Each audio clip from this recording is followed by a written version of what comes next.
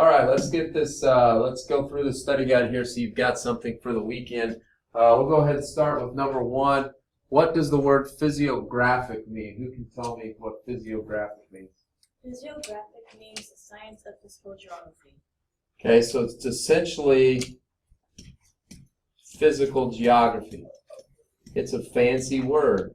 So when we talk about the 11 physiographic regions of Kansas, you guys know that we're talking about physical geography. We're talking about, when I talk about physical, what do we talk about? What is physical geography? Like the shapes and patterns in the earth. Yep, what else? Landforms. Landforms, mountains, hills, plains, plateaus, bodies of water. That would be physical geography. Okay. It says, how can physical geography affect the way we live in Kansas? Give it 2 examples how physical geography affects us here in Kansas. And I'm going to talk a little bit more in depth about this. Yes, sir. By how it have large bodies of water and hills from the country. So how does that affect the way we live? Because that's the key here is how do those hills and those lakes or other things affect the way we live in Kansas? I said the fertile soil allows us to be farmers and have cattle and crops. Now, you guys can always go back and listen to this and hear this because I'm not going to put everything written in detail here. Fertile soil, let's talk about that. We live in the plains, so we do have a lot of, let's be honest, flat land is good farm ground most of the time here in the Midwest, but it makes it easier on farmers if the land is flat. Would that be correct? You don't want super hilly land. You obviously don't want rocky soil. So that's a big plus. So fertile soil, my goodness, I mean, think about all the lives that are impacted. We could make a big old bubble map on this, but it is a direct correlation to farming. Now, when we talk about farming, my goodness, we can go into this and talk about food. We could go into this and talk about jobs, the economy. Think about that around here. How many jobs does farming create in this area? My goodness, go up, yeah. Like you have to truck the corn to go up. Okay, so the co-op, we're talking grain elevators. Yeah. And when I say grain elevators, I'm not talking about the elevators that go up and down. Okay. Grain elevators where they take the crops. There's jobs. What other jobs? Well, like my dad hires other people to do projects that maybe he can't do, like that might take more than one person. Custom cutters? Yeah. Custom cutting. They have companies that come in and cut your crop. Like truck drivers or people who sell like the equipment to do it. The people at CanEquip, the CanEquips of the world, the CTIs of the world, those that sell the farm equipment. We're missing some big ones. A store. It has meat. Like Grocery stores, okay. What about? Also, a seed plant. Like you have to get the seed to make it. Absolutely. What about banks? My goodness, who give the loans? I'm not a big fan of Luke Bryan as a whole, but he does have a song about farmers, and he talks about all the things that farming impacts. He talks about the bankers. Without the bankers, farmers aren't going to get the loans they need. Farm equipment's expensive. Everything is. And without the bankers that give them the loans, farmers aren't able to make that happen. So there's so many. The economy is impacted. We could go even further and talk about how the lay of the land here could directly impact our culture, because farming is culture. But it's also something to be said about the farming, the Midwest, that because we're a farming culture. I mean, let's be honest, agriculture makes our region go, right? is there a label that comes with farming communities and rural communities, country communities, farm towns? But what are our small towns or farm towns known for? What kind of label do we get? What kind of people are we? Like sharing. Sharing, neighborly, hard workers, roll up your sleeves and help and get to work.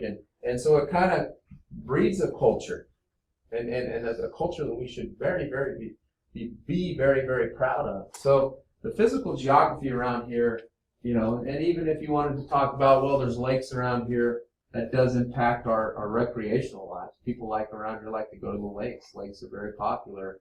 You know, we don't have a lot of them, but the ones that we do have are used for people who want to get away on the weekends and have a good time. But let's go even further. The lakes and the rivers are important too, because if we're in a drought and there's not a lot of water, what are the lakes and rivers used for? Irrigation systems. Absolutely. You guys are on point today.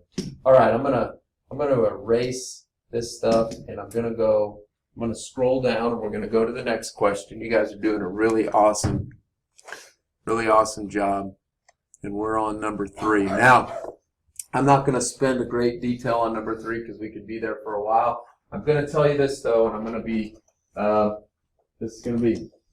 want one important fact about each region.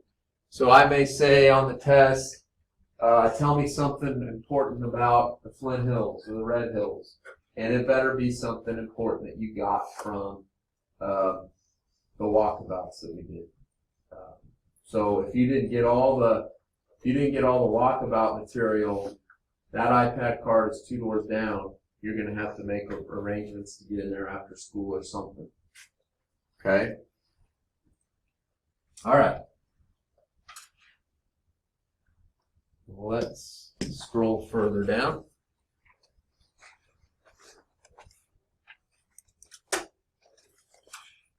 Maybe. All right, here we go. Somebody tell me, we just recently talked about culture. Can somebody tell me what culture is? Somebody tell me what culture is. Culture is the way people live their lives at home or in different places. The way people live their lives. Now, what are some examples of culture that we can put up there? Music. Music's a great example of culture. You can tell a lot about a group of people by the music that they listen to. Music's great for storytelling. Their style. What do you mean by style? Like maybe the kind of clothes they like. Yes, perfect. Absolutely. Well, let's be honest, okay? We talk about our agricultural community. There's a certain uniform. I mean, it's not a formal uniform, but a certain uniform that farmers wear every day that's required. You have to have certain things if you're going to go out and farm. You can't wear your flip-flops, or you need rugged shoes. You need and it's been a long time since my family's been at it, but it was always, when I was a little kid, I always wanted my dad always carried around pliers with this little pliers holder, right? And I wanted one so bad. Pliers are important. Pocket knives. It's great. It's silly to say, but a hat, because you're out in the sun a lot, working hard. Good pair of gloves. We can go on and on about this.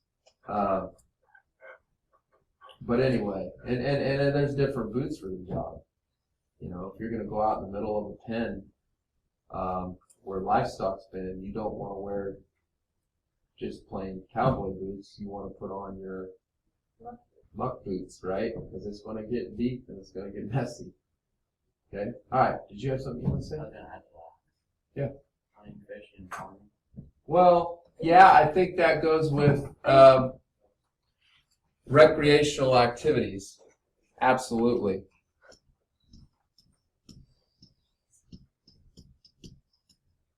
You know, how do people spend their time away from work? You know, what are they doing? Our recreational activities here are different from somebody that lives in the mountains' recreational activities, or someone who lives on the coastline's recreational activities. That might go with that, but sports and things. Yeah, you're right. I mean, like, the American culture, if people often talk about sports in the American culture, you know, football, American football, you know, baseball. I mean, yeah, you're right. Sports recreational is absolutely a big part of culture. Food. Food is another one. Absolutely. That's a good one. Like beef is in Kansas, and like seafoods are out in California. Right. That's a great example. It just depends upon where you live and what is available to you. Sometimes like their likes and dislikes from like other countries. Likes and dislikes from other countries. Like, what do you mean?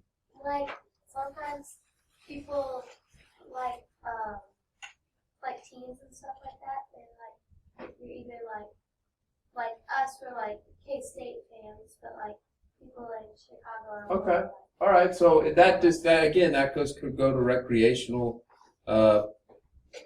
where you're from. I'd even throw another one up there that you put as religion as a part of culture. Okay. So those are some good ones right there. Oh, very good, very good. It says, what's the difference between absolute and relative location? Give an example of each. The absolute's pretty simple. Can anybody tell me what absolute means? I mean, The exact location. exact location.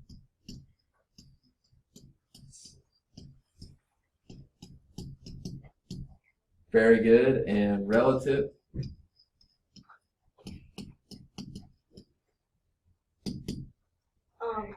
Like using details and stuff. Like using details for. Well, maybe a certain. Kind of like how the schools like buy Pizza Hut. Yeah, but how would we put that on here? Where it places relation of a place. Where a place is Other places. in relation to other places. Very good.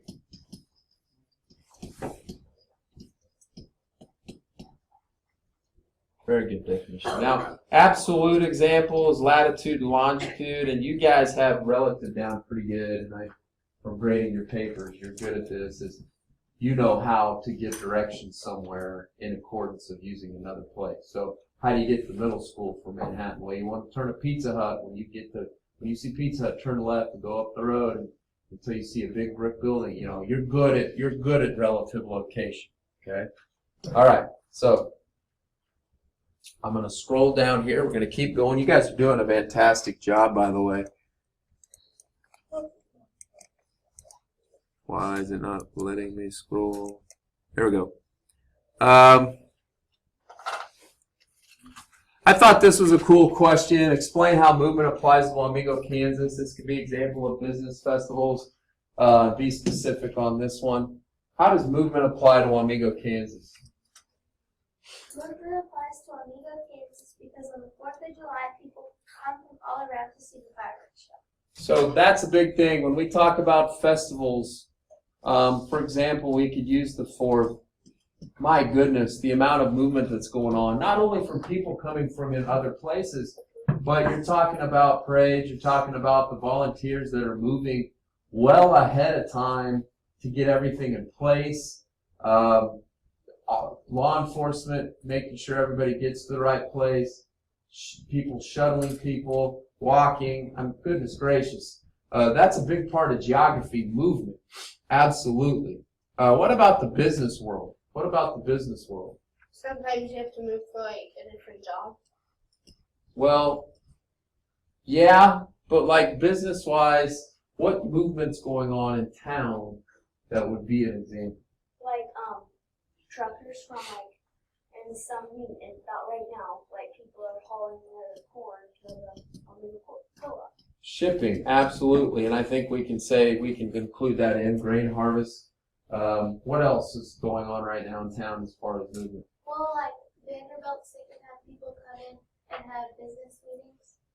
Okay, business meetings, that would be another one that we could put here.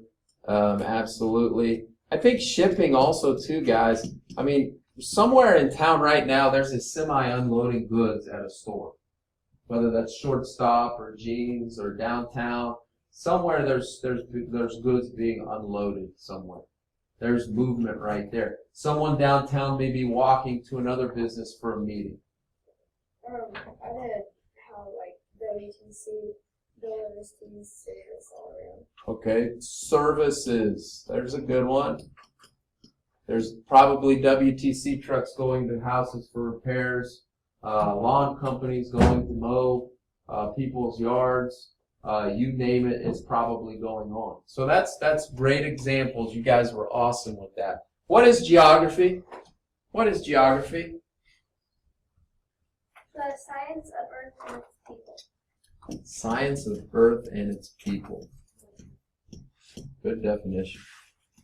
And we're really interested in the people.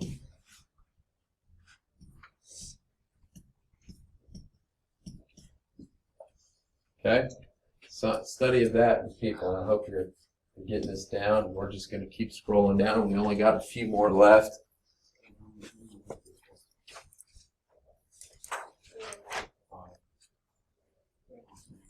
Okay, got 4 left here. Explain what a characteristic is.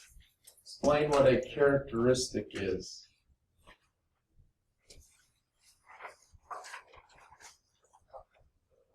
Here. I don't care which one. A distinguishing trait, quality, or person. What? A distinguishing trait, quality, or A trait, quality, or perspective of a person. Anybody have something to add to this one? I said it was a peculiar quality of a person or thing that is typical, distinctive. Let's cross perspective out. It's a trait or quality of a person or place.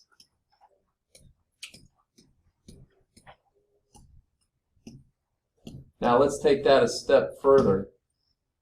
It says, what's the difference between human and physical characteristics? What's the difference here?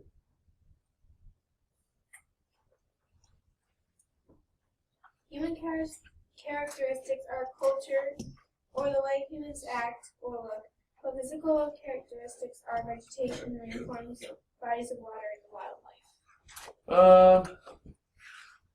Maybe that's good. Those are good examples. But we probably need to be more distinct about it. I said human characteristics describe a person or object. Okay, hold on. Description of a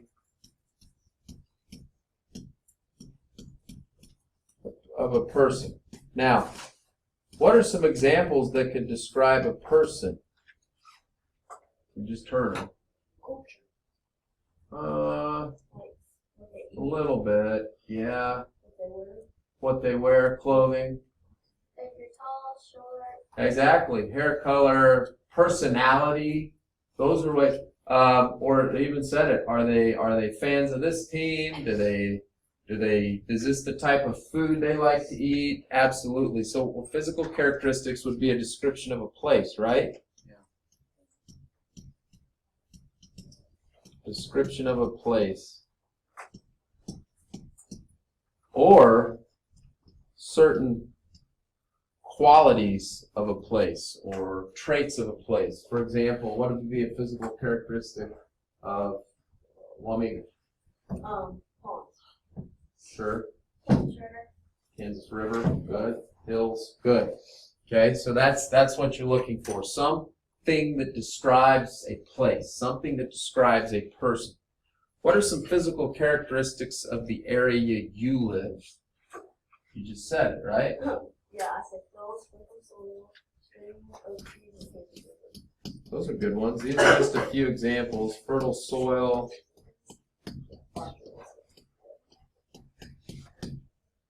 Kansas River. I'll take it a step further. Fields of crops, crop fields, right? That could be a physical characteristic. Okay, those are a good example. I said native grass and Tall grass. prairies. Outstanding.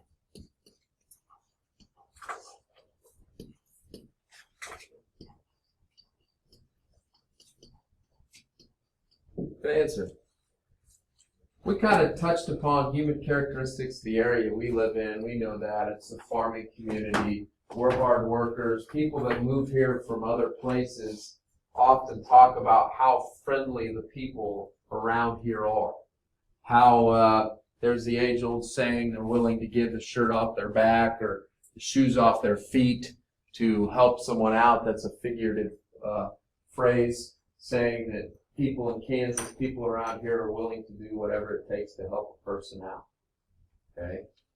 I wrote farmers, but I also did like the homesteads that everyone has here, they build. Yeah. How so? Explain that. Well, like how characteristics, how they like build their houses and stuff. Instead of like, I don't know, like how more like country houses. You're on the way, yeah, the way we build things, the way we, yeah, you're right, you're not too far off there. You know, that would be a human characteristic. If, you know, Everybody kind of has their shed. everybody has, they do their certain thing. We're people of habit, and we're people of routine, and everybody kind of likes the same things. But yeah, you know, it's that farming, agricultural community that comes with it. The hard workers, the friendly would be a good human characteristic of people. And not everybody's friendly, but the majority of people are friendly in Kansas. Does anybody have any questions? Now this is available on it. This will be available on Edmodo. So again, it would not be a bad idea to go back and listen to this over the weekend. Fill out, you know, study guide if you're struggling on that. I will tell you this, and I want to make sure this is on recording. I can't tell you how important it is to make some form of flashcards. And I want to also be on the record and say I've got numerous flashcards you can take home. They're free. You can take whatever you need to make your flashcards. An interesting point was brought up the other day in class that copying down or rewriting something the second time is equivalent to reading it seven times. So the flashcards aren't just a tool for quizzing yourself, but up here it registers a lot more. Okay?